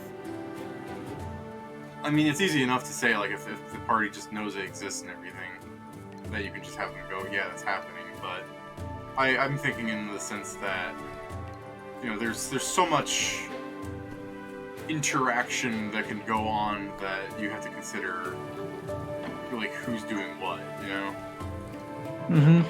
It just became a note-taking game for me for sure. It's more for me the more important thing for me in that game at that point would be what would I would analyze what the players would want to touch on. And like every faction that they would touch, it would change their story. So what I would probably do, David, is I would like take take those factions and wait a bit to develop what they're doing. Uh, it's I'm trying to how should I put this? The factions themselves can't just do a certain thing. Like I can't just give them a hand goal and always like think they're always working towards like these 1, 2, or 3 end goals, and then change things as the players go. Messing with them, and at the end is literally just which factions don't want this action to happen, which factions would want this action to be happen, and then just make a roll. Would it be like difficult and overly complicated? Probably. It's just a thing for me to try it out. Yeah, I guess. Do I have to? No, that doesn't make sense at all. I think for all I thought about having less factions, but a lot of the fun of the game would be lost if I had less factions. Okay, so I I, can in fact run into this. Can I then? Okay. Mhm. Like the game is called 13 chords because like of those chords there are like five or six that aren't actually chords technically. Is the game wanting me to, as it's lowering, jump into that? Maybe. Because with the intro, I don't really see what else I can do. I can just move this thing, which doesn't doesn't matter because. Oh, okay. Actually, I think it does. Never mind.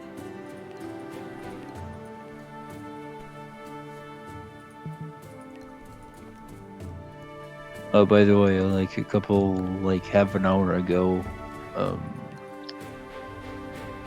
Path of Exile finished downloading. Oh, I stopped trying for that when it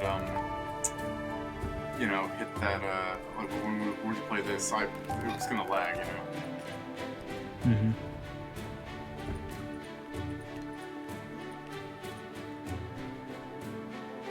But yeah, we can play Path of Exile later. Yep. I'm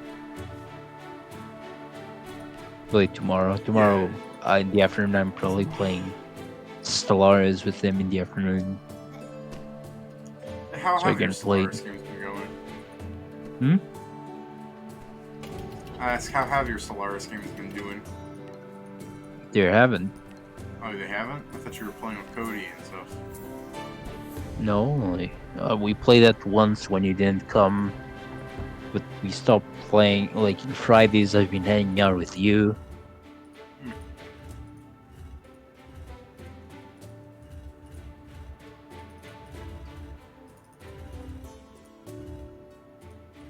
Stellaris is a game that I don't want to play alone, or if I want to play alone, I have to have queued like a lot of podcasts because. Yeah, it's a very slow game from when I played it. Hmm. Now we hit the true ending. Hooray!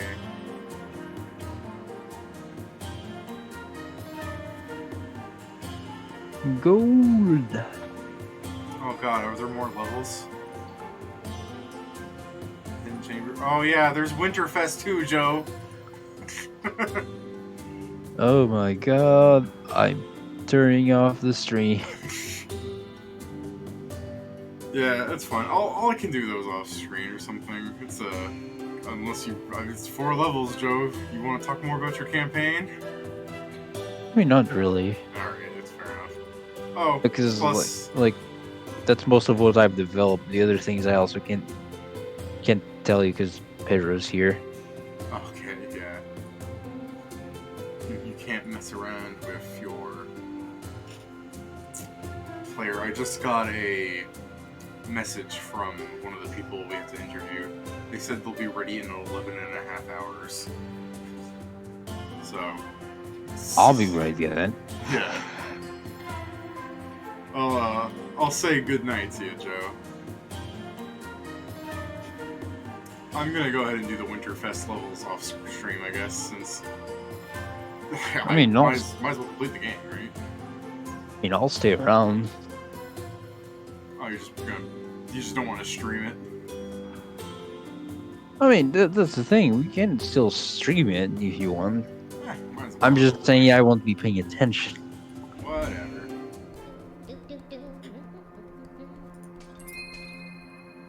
Mm, Peppermint Dreams. Come on, Joe. With a name like that.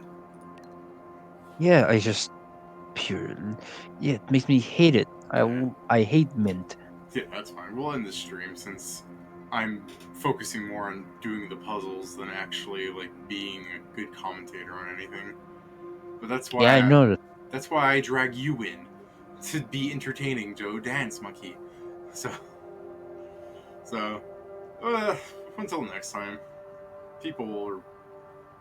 I mean, I was genuinely interested in the factions you set up because I'm kind of wanting to see like how other people think of that kind of thing. 13, like when you make when you mention having 16 factions and having like the 13 courts and everything, it does sound like a giant epic that would take years to play. You know what I mean? Yeah, the thing of the 13 chord Steve is I'm making it as like a hub a hub setting for a lot of like mini adventures and stuff of the sort. With like different Like characters or like an anthology kind of thing. it can be different care. Basically it has space for a lot of stories. All right. Like we can literally say like everyone's part of this faction. You have this mission. Go. or All right, I that's can that I can sounds like it say would there's. work as a, and dare I say it, since I know you hate them, living world. I mean, yeah, but I it could perfectly work as a living world if I had the patience to deal with that. Hmm. My problem with the living worlds is that they require many GMs, and Yeah. as I've told you, I have participated in two living worlds because the one I had, the one I had at the store that was a physical game was technically a living world, but Hmm. every D quit and the other one never appeared again. Like he technically didn't quit, but he never ran a session again. See, it So it makes me was, feel a bit better that it's not just people using like Roll20 or the anonymity of the internet to just like bounce and never show up again. Just people are in general are like that. I mean, the thing is, for example, how the campaign was presented was people can just come in at any point and play, and someone would GM for them. But the problem is, no one wants to learn how to GM, and I don't get that. It just the seems really easy to just understand that you're the one in control of the session, and so long as you're actively attempting to like make the world kind of go fluidly while not hampering people's fun too much. Well, like you're just telling a story with people, man. Like I don't think GMing is too different than playing the character. You know? I mean, I'll explain like this: people didn't want to GM, and Yeah. many of the people that went there were trying D&D for the first time. What I did is, after a lot of that, and basically playing with some players that I really didn't like, I just chose the seven I liked the most and made my own campaign and basically occupied the store every Saturday. That And poor, because poor the wheezing, dying, living world. I mean, that's the thing. I basically with that I killed the living world, but also the people that went with me were some of the people that spent the most money in the store, so they Mm. really didn't care. I also spent a good amount of money there. You, I was gonna like say something, but yeah, physical, physically playing D&D can be pretty expensive with all the minis and stuff. Because I remember when I like physically ran D&D, like I drew like on like paper what the monster looked like, and I crimped the paper so it would stand up. And they're like, "What's hmm that?" I'm like, "It's the fucking gelatinous cube. It's a fucking square." What I did a lot was I bought like in just a 99-cent store. I just bought like a chessboard and just for the pieces, and I also bought the whole like Wizards of the Coast approved game because it was $50 and brought like 26 minis. Hmm. And then I think I spent a couple like I spent like also almost $50 was in just buying minis. I have like two gnolls, two draw wizards, and like a couple more combinations of twos, like two zombies, two skeletons. I think my money and all of my D&D career adds up to like 1250 for a single minifig for a character I was going to play and some dice, which, Warhammer type D&D, like where you have just minifigs out the gazoo where you can just pick up a box and like dump 1,000 goblins on the field. Like it's crazy expensive. Yeah, that's the thing. Because the thing is, I also enjoy painting my minis. Like I also bought paints and painted them. I like it. I painted The my dude, but I gotta say he came out like worse than like with the minifigure looked like naked. Yeah, So I mean, I showed you what they look like after I painted them. yeah, I know. It's just like people make fun of that like Warhammer meme where it has like the screaming Primarch's face. It's all like poorly drawn, and I'm like, hmm man, that just it always reminds me of what my guy looks like, and he was a lizard man. Like that should say how bad it was. Um, I mean, I'm. Like I'm really trying to stop myself from like sometimes to buy into Warhammer 40K. Yeah, but that's I kind of enjoy online for that factor because I'm not entirely against going to meet people physically since I would dare say some of the people that act up in this way would Tone down.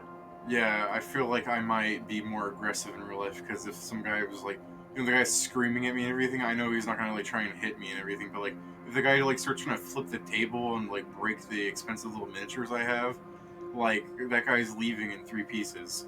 So Like like your there, I could be having more cultured games, is what I'm saying. Once you know you kick out the malcontents, since anyone, if anyone that's going to be malcontent, like the guy that goes around screaming, is either going to get kicked out, or they're going to understand that in real life, when you're physically talking to someone, you shouldn't go around swinging and kicking and stuff like how some people online seem to act like at times. hmm I mean, not to throw Pat under the bus, but like every time Pat just starts screaming and like I have to mute him, like that would work differently in real life, you know? No, you just mute them in real life. Well, yeah, but like when Pat walks out and everything, like there's a difference between him coming back a few days later pretending it didn't happen, you know? hmm So that's what I mean is in real life, I think some of the bad behaviors of people are either going to not happen since people are aware that they shouldn't act that way, or if they do act that way, they're going to kind of hit that thing where they don't show up again, or they might have to go up and because they can see like the physical looks of people being like, "You're not going to mention it," that they would more actively apologize. You know what I mean? No, like that's the thing. The stakes in with the game of D&D with the stakes in real life are just bigger. Because Yeah. also, if you're doing if you're doing the thing, David, of like preparing yourself to go out, go to the store, and it's a different like Feeling. yeah, beyond being a different feeling, there's also different. The ambiance is different. You're in fully. You don't feel as you feel more engaged, and you don't feel as free as you'd be in the room to just like click the disconnect button and never talk to anyone again. I don't know. I also like the idea of being able to like be there in person because like despite like the 10 years of like DMing online, I still find myself just like as I'm talking doing like things where like they point over there and then I have to correct myself going and they point to the direction or something because like you know they like in the sense that like the guy will be like it's that way and he'll point that way as opposed to the fact that I actually go it's that way and I'm physically moving my hand in like a gesturing motion to help describe the person that they cannot see, you know. No, no, I fully understand, David. Like even a second ago, is like I was just joking with you. I was doing a little like shitty little dance, and I'm like, "Oh, if you only you had a camera, if I only had a camera, because fuck, like just going nuts. Well, Just the also just the eye rolls around the table. yeah, I've done the game with webcams, Pedro, but people get like distracted by like the things in my room or you know if I have like a short haircut or something like it's not necessarily bad but people do like focus on it a lot I guess and it does I don't really want people to like care what I look like and everything because like the last thing I need is for some person to have a meltdown and be like yeah well you're fat because your face is round you know what I mean. It's also well, it's also more say this. The webcams don't really help because online is already not a good like because again now David said it online you're not accountable for anything you just can't say any shit you want and giving like personal information of how you look or some such can just backfire hard. Yeah, the situations. there's too many weirdos on Roll20 that if they saw my face, there would be people who would actually be taking pictures of me and stuff. One dude I did the interview with Googled my name and said that thought I was a black professor. You should have gone with it. Nah, I mean it's just the fact that like just my name. They just Googled it. Like I can understand on some level that you want to make sure that you're not like hanging out with a serial killer or a pedophile or something, but just doing random background checks and then like letting it slip where he's like, "Oh, I thought you were black because it says so online," you know, like that's not exactly the kind of people you want to hang out with. So giving a webcam like a picture says 1,000 words type of thing, like I really don't need to have my privacy infringed upon by weirdos.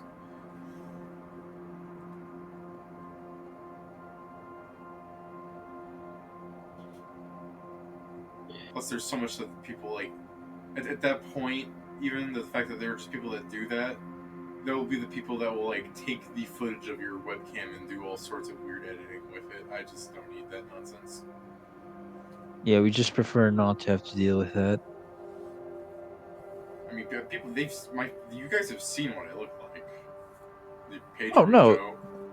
It's just the fact that like I don't know if Pedro has it. yeah, Pedro has. It's in the Discord, and Pedro's blind.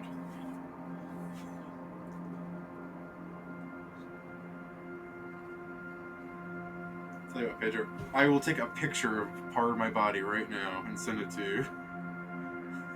Gonna show you his thumb.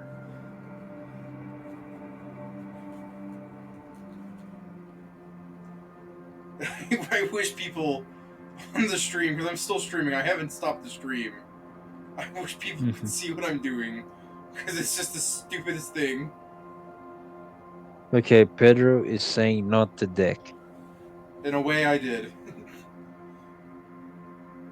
Pedro, you have to understand, David is a dick. Oh, okay, I didn't get the whole thing because of the way I was holding the camera. I I had put my hand through my zipper to make it look like my. But my room is too dark, so it doesn't really come out well. Pedro says, "Ha ha." Woohoo. But yeah. Until next time, we can keep discussing like the frivolities of life, I guess. But I'd say Path of the Giants is a pretty good game, and I don't want to be like I kind of focused on it because like I know Helltaker when I did that I was talking to Joe and I was like seeming really dumb, but like clearly I was really dumb here at times. I want to say I like it's not a hard puzzle game. I I really what I really want to do now, David, is learn how to edit, make a supercut every time you call the game shit, and then end it with like, well, Path of Giants was a great game. I'm not calling it a good game. I'm saying it's not hard. I'm not saying like I just like that the basket mechanic has like a thing to it, but that's always been like a thing in real time puzzle games. It's just more of the fact like you saw it, like I can't play any game without it glitching and crashing on me, but like it didn't crash this time, but like it stopped responding. Fortunately, there was a menu that like worked, but I mean, not a big crew of people made this. It's a labor of love kind of thing. Um, Mhm. I guess it's just more of for I didn't pay for this, but like on the assumption that it's like a $5 game. Like this feels like it could have been a game on like Newgrounds or something. You know what I mean? Understand what you mean there. Yeah, it's a casual puzzle game, as Pedro puts it. Like it's not like we're a review channel or anything, and it's beef art for me to like say this game is easy when I still took like an hour and a half to play through some of it. It's around £8. Eh. Or is that the peso symbol? It's hard to tell. It's so tiny. The chat is that one dash through the thing. Yeah, that's That's pound. the that's the euro symbol, Yeah, it's a David. euro. I always called it a pound, because it's British, European, Euro, whatever. Well, I think that's before discount. Yeah. Because I think the game right now is like €3. Uh, Pedro says it's about 739 US right now. Um, which I mean, it's Okay. not terrible. Uh, Yeah, for right now Path of Giants it's €295. okay. Oh, you mean like the discount and everything on it right now? Yeah. Yeah. Well, I mean, it's for a discount. That's not bad. Again, I'm not like a review channel, but like personally, I wouldn't like recommend it to anyone. I guess it's like you said, it's short and there's not a lot of mechanics to it. A lot of it is running back and forth. You know what I mean? Mm-hmm. Like from what you saw, Joe, what would you rate the thing? I mean, this is not quite fair because I don't like puzzle games that much. Okay. Like I would rate it from like 1 out of 5. So I'd like 1 out of 5, 1 out of 10, one Yeah, out of 100. let's give our 1 out of 10, so there's some range to it. Okay, 2. Two, giving it a 2 out of 10. I'm giving it like a 5 out of 10, maybe a 6 out of 10 because I haven't played the bonus content, so maybe that'll be up my alley. But like a hopeful kind of 6 out of 10. But Mm-hmm. assuming it's literally no more mechanics are added to the Winterfest thing. I like that there's a Winterfest thing. That means there was like an update to the game. That's great. If they're gonna keep updating the game, that's fun to me. Like up the point, there are updates still to come. But Mm-hmm. I would say it's a pretty average puzzle game. I've played better puzzle games for free on like Congregate and stuff. But Flash is going to die in a few days, so maybe not. Maybe this is going to be the best we're going to get for a while. Until next time.